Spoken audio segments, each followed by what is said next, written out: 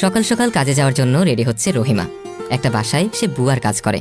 আজ ওই বাসায় মেহমান আসার কথা, তাই একটু তাড়াতাড়ি যেতে বলেছে বাসার ম্যাডাম। বের হওয়ার আগে আগেই তার পথ আগলে দাঁড়ালো তার মেয়ে রূপা।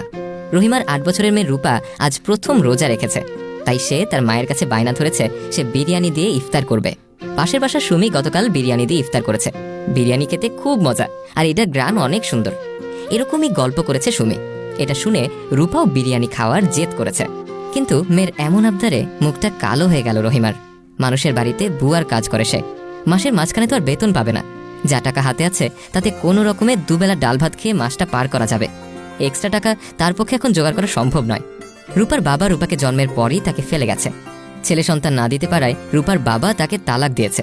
এরপর থেকে রহিমা একা একাই কষ্ট করে রূপাকে মানুষ করেছে। আজ মেয়ের বিরিয়ানি খাওয়ার আবদার শুনে সাথে সাথেই তার মনটা খারাপ হয়ে গেল। মেয়েকে কিছু বুঝতে না দিয়ে মাথায় হাত বুলিয়ে বললেন, আমি কাম থেকে ফেরার পথে তোর লাইগা বিরিয়ানি আনুম। হ্যাঁ মা, অহন আমি কামে যাই। এই কথা বলেই রহিমা কাজে চলে গেল।